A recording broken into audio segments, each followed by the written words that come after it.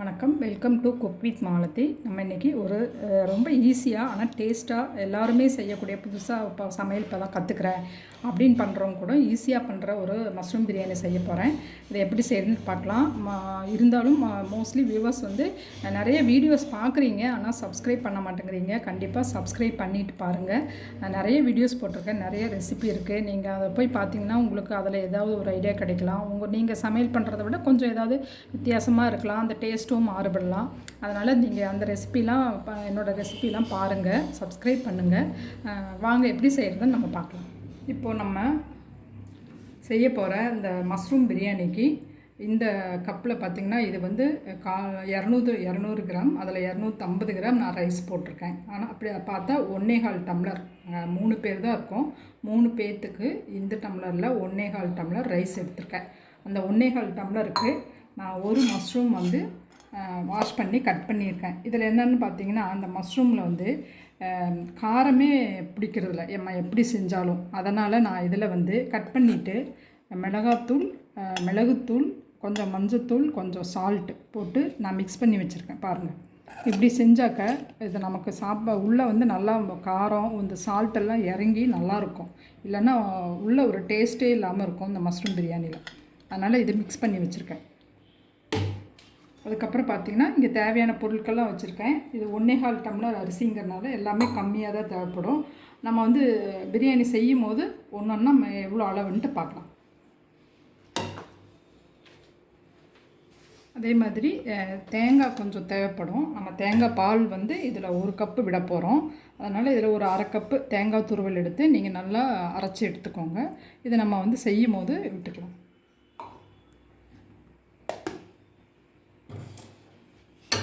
இப்போ நம்ம ஆயில் விட்டுருக்கோம். ஆயில் வந்து ஒரு 4-5 டேபிள் ஸ்பூன் இருக்கும். இது 1.25 டம்ளர் அரிசிக்கு. நம்ம இப்போ வந்து ஆயில் சூடாகிடுச்சு. சூடாக பிரியாணி இலை,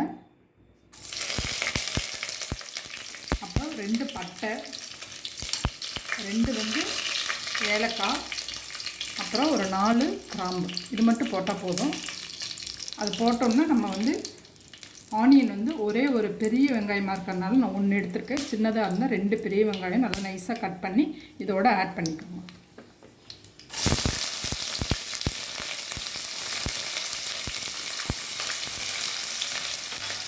இப்போ இதில் கொஞ்சமாக சால்ட்டு சேர்த்துட்டு நல்லா ப்ரௌன் கலராக நல்லா வதக்கி எடுத்துக்கலாம்.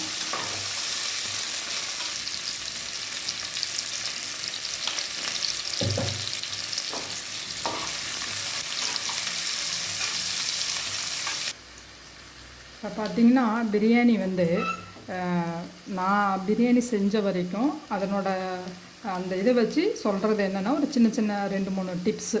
பிரியாணி பார்த்திங்கன்னா ரொம்ப கஷ்டம், செய்ய முடியாது அப்படின்னு நினைக்கிறவங்களுக்கும், புதுசாக இப்போ தான் நான் வந்து குக் பண்ணுறேன், பிரியாணி செய்யணும் அப்படின்னு ஆசைப்பட்டு செய்கிறவங்களுக்கும் இதெல்லாம் கொஞ்சம் யூஸ்ஃபுல்லாக இருக்கும்.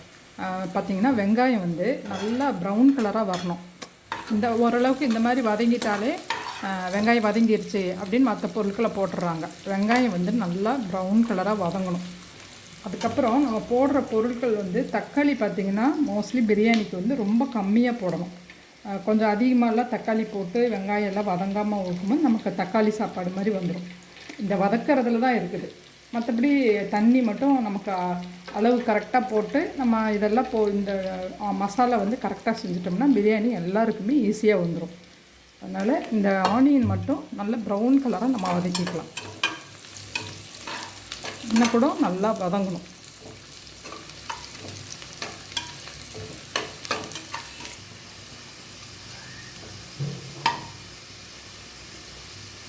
பாருங்கள், கரெக்டாக இந்த கலர் வந்திருக்கு பாருங்கள். இந்த அளவுக்கு வரணும். இதுக்கு மேலே கொஞ்சம் விட்டாலும் நமக்கு நல்லா கருப்பாயிரும்.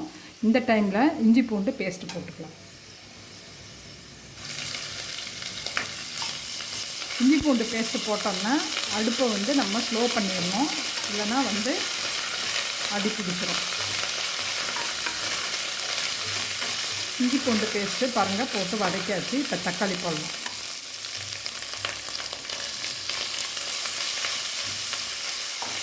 பிரியாணி பார்த்திங்கன்னா அதிகமாக செய்கிறத விட ரொம்ப கம்மி அமௌண்ட் செய்கிறது ரொம்ப கஷ்டம்.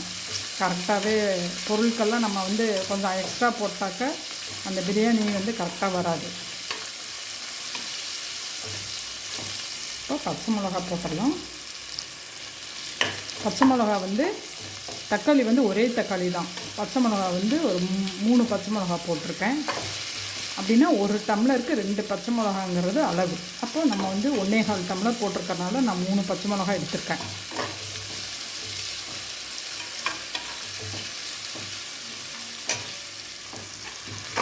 இப்போது ஆக்சுவலாக இந்த பிரியாணி வந்து ஒரு டேஸ்டி ஈஸி மஷ்ரூம் பிரியாணி. அதனால் ரொம்ப ஈஸியான மெத்தடில் தான் இருக்கும். நல்லா டக்குன்னு யார் வேணாலும் செஞ்சிடலாம். இப்போ வந்து தக்காளி பாருங்கள் நல்லா வதங்கிடுச்சு. இப்போ வந்து நம்ம மிளகாத்தூள் இதெல்லாம் போட்டுக்கலாம். மிளகாத்தூள் வந்து எப்போவுமே பிரியாணிக்கெலாம் கம்மியாக போடணும். கம்மியானா அளவு கம்மியாக போட்டுட்டு பச்சை மிளகாயோட அளவை அதிகரிச்சுக்கணும். இல்லைன்னா பிரியாணி வந்து ரெட் கலரில் வந்துடும். அப்போ வந்து எனக்கு மிளகாப்பொடி அதிகமாக போட்டு தக்காளி சாதம் மாதிரி ஆயிரும். இப்போ ஒரு கப்புக்கு நான் பாருங்கள் ஒரு 1/4 டீஸ்பூன் 1/2 டீஸ்பூன் போடுறோம். 1.25 போட்டிருக்கனால. இப்போ வந்து அடுத்தது பார்த்திங்கன்னா நமக்கு வந்து இந்த சிக்கன் மசாலா மஷ்ரூம் பார்த்திங்கன்னா மட்டன் மாதிரி தானே ஒரு டேஸ்ட் கிடைக்குது. அதனால் நம்ம இதுக்கு மட்டன் மசாலா வந்து ஒரு 1/2 ஸ்பூன் போட்டுக்கலாம். ரொம்ப அதிகமாக போடக்கூடாது. 1/2 ஸ்பூன் போட்டுக்கலாம் பாருங்கள். அதுக்கப்புறம் இதுக்கு வந்து மிளகுத்தூள் போட்டால் ரொம்ப நல்லாயிருக்கும். அதனால் மிளகுத்தூள் ஒரு 1/4 ஸ்பூன் போட்டுக்கலாம்.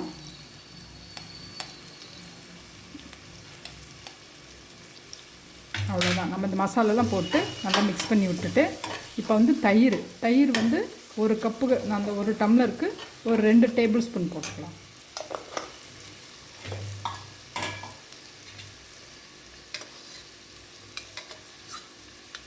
பாருங்கள் 2 டேபிள் ஸ்பூன் அளவு போட்டிருக்கேன். இப்போ இதோடவே புதினா கொத்தமல்லி கொஞ்சமாக. எப்போவுமே இந்த பிரியாணிக்கெலாம் பார்த்திங்கன்னா நான் செஞ்சு அந்த இதை பொறுத்து நான் சொல்கிறேன். புதினா வந்து எப்போவுமே கம்மியாக இருக்கணும். கொத்தமல்லி அளவை விட புதினா கம்மியாக போடணும். இல்லைனா புதினாவோட ஸ்மெல் தான் பிரியாணியில் அதிகமாக இருக்கும். நம்ம மட்டன் சிக்கன் பிரியாணியோட வாசனை கொஞ்சம் அப்படியே குறைச்சிரும். இப்போ பாருங்கள் இந்த மாதிரி கிரேவி மாதிரி வந்திருக்கு. இப்போ வந்து நம்ம மஷ்ரூம் போட்டுடலாம்.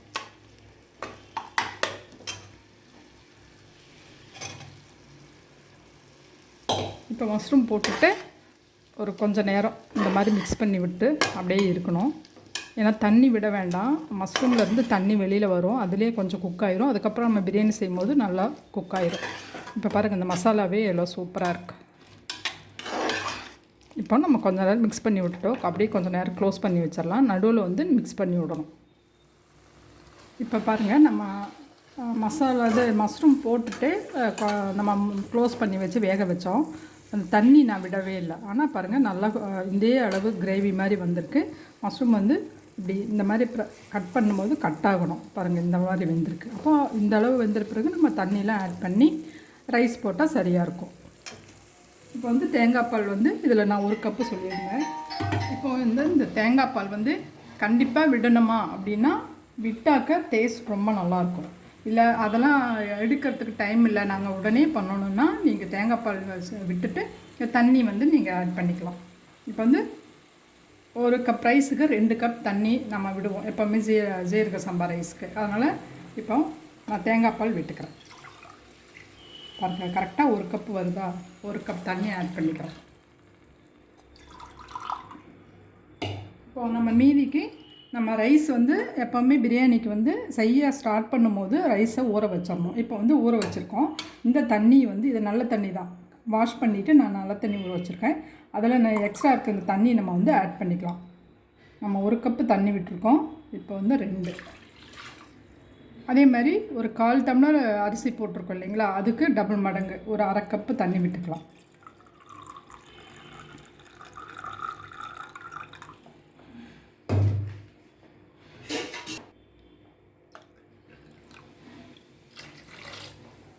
இப்போது ஃபஸ்ட்டு நம்ம வந்து அந்த கிரேவி மாதிரி நம்ம தொக்கு மாதிரி செஞ்சுருந்தோம் இல்லைங்களா, அது வந்து ரொம்ப ட்ரையாக இருந்தால் நம்ம எப்போவும் ஊற்றுற தண்ணியோட அளவை விட ஒரு 1/4 கப்பு விட்டுக்கணும். அப்போ தான் லாஸ்ட்டில் வந்து சாப்பாடு நல்லா மலர்ந்த மாதிரி சாஃப்டாக வரும்.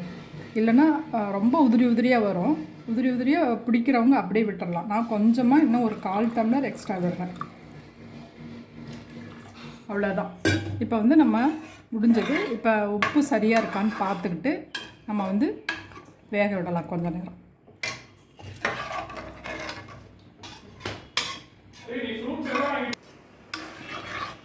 உப்பு பாரு. இப்போது நம்ம சால்ட்டெல்லாம் போட்டுட்டோம். சால்ட் உங்களுக்கே தெரியும், பிரியாணிக்கு எப்போவுமே ஒரு கல் அதிகமாக இருக்கணும். ஒரு கல்லுனால் நம்ம வந்து எப்பவும் இருக்கிறத விட கொஞ்சம் நல்லா சுருக்குன்னு இருக்கணும் உப்பு. இதுக்கு லெமன் வந்து நம்ம வந்து இதில் 1 டம்ளர் தானே ரைஸ் எடுத்துருக்கோம், 1.25 டம்ளரு. ரொம்ப கம்மியாக விட்டுக்கலாம் பாருங்கள். ஒரு சின்ன டீஸ்பூனில் 1 ஸ்பூன் போட்டுக்கலாம். ரொம்ப அதிகமாக லெமன் விட்டுட்டால் ரொம்ப புளிப்பாயிடும். போதும் நமக்கு ரைஸ். பார்த்துங்க, தண்ணி கொதிச்சிருச்சு. இப்போ ரைஸ் போட்டுடலாம்.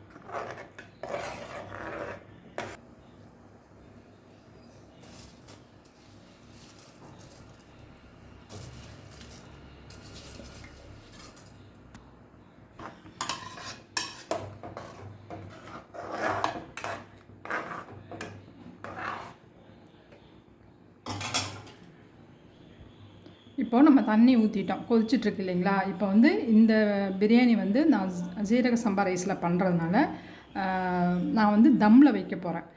இப்போ வந்து நம்ம நார்மல் ரைஸ்லேயும் டக்குன்னு ஒரு மஷ்ரூம் வாங்கிட்டு வந்தால் நார்மல் நம்ம ரைஸு சாப்பாடு பண்ணுற ரைஸ்லேயும் செய்யலாம். அப்படி செஞ்சிங்கன்னா இந்த டைமில் நீங்கள் க்ளோஸ் பண்ணி வச்சுட்டு எத்தனை விசில் விட்டு எடுக்கணுமோ அப்போ க்ளோஸ் பண்ணி ஆஃப் பண்ணிடலாம்.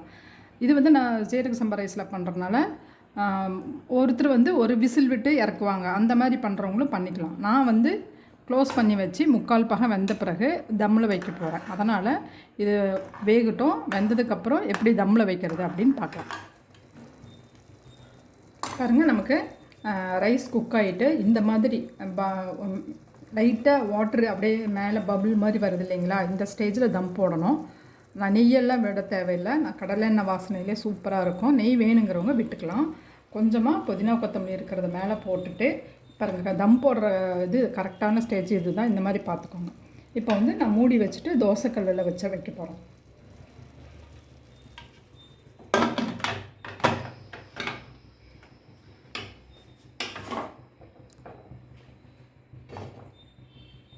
தோசைக்கல் பார்த்திங்கன்னா நல்லா சூடு பண்ணி வச்சுருக்கோம்.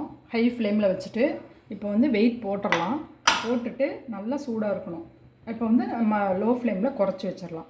வச்சுட்டு ஒரு 20 நிமிஷம் அப்படியே விட்டுறணும். டைம் பார்த்துக்கிட்டு 20 நிமிஷம் கழித்து நம்ம வந்து குக்கரை எடுத்துடலாம்.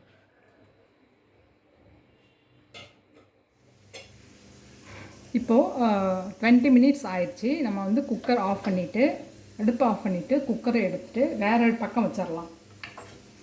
இப்போ நம்ம இங்கே வச்சுட்டோம்.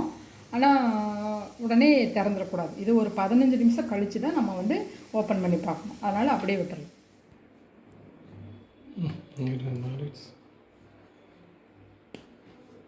இப்போது ஒரு 15 மினிட்ஸ் ஆயிடுச்சு. நம்ம ஓப்பன் பண்ணிக்கலாம்.